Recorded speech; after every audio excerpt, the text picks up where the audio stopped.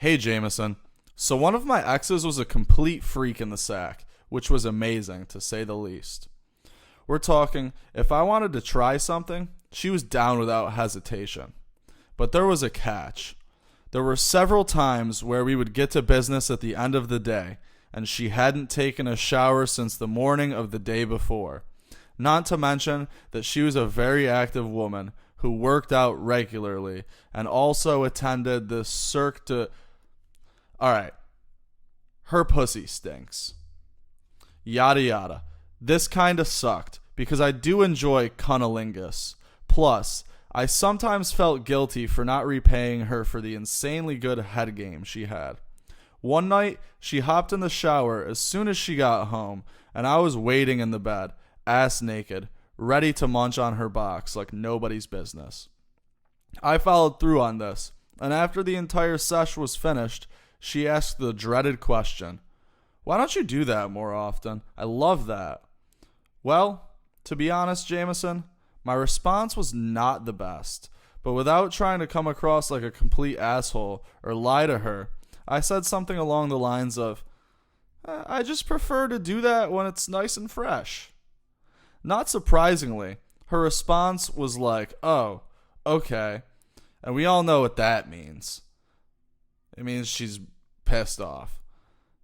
The next day she got home, and before we went at it, she told me that she had reached out to some of her guy friends back home. Back home meaning Central America. And they think that you're weird because they would eat pussy even if I didn't shower right before. The relationship didn't last much longer than that for unrelated reasons, but the sex life was never the same again. What are your thoughts on this? I mean, dude, I will be damned if I chow down on a funky box. Like, I'll get up in there for sure. Just as long as it smells like petunias. 'Cause those are my standards. And you know, she was like, "Oh, like, it's fine that my pussy stinks because my dudes back in Central America would still eat it." Dude, go back to fucking Central America then. Like, what shit's going on out there? They got, like, cockfighting, and the whole place is run by a cartel. Those are third world nations.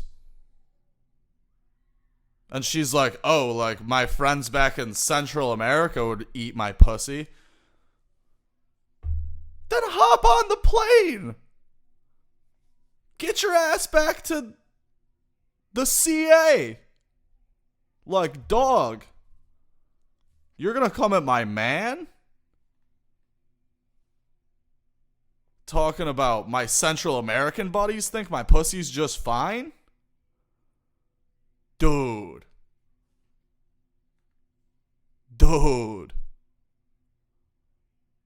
No one in America's touching that box. No one in America.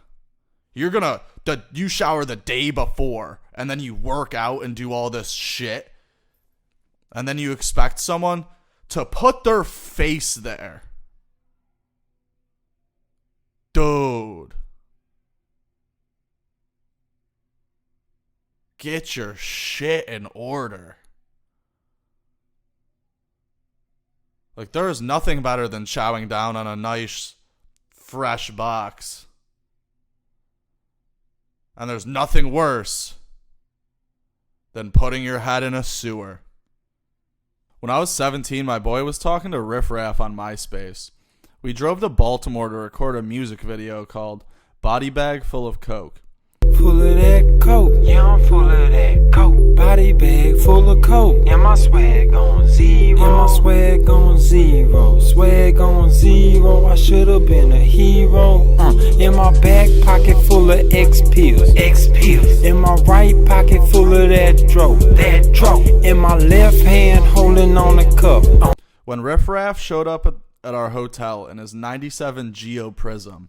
He came upstairs and proceeded to dump out a bunch of cocaine on the table, and we all got super geeked. Riff Raff decided he was going to stay the night at our hotel, so he grabbed a pillow, a blanket, hugged his laptop, and slept on top of his fake mall jewelry. Then 2 months later, he got signed for $5 million. You know, this makes me think. Like, I'm wearing fake jewelry. I have the physical capabilities to do a mass of cocaine. My hair's long enough to braid. I mean, should I just start spitting bars? I mean, I'm pretty sure you get me faded enough, I can definitely spit some bars. I don't know, man. $5 million. I'm sitting on about 5,000. Sounds kind of good to me.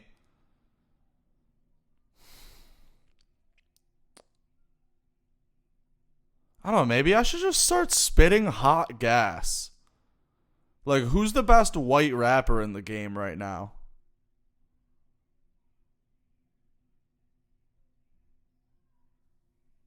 Young Gravy. He's really the only white rapper I would consider in the game right now. You know, Logic plays with Rubik's Cubes. So fuck that guy. But yeah, dude.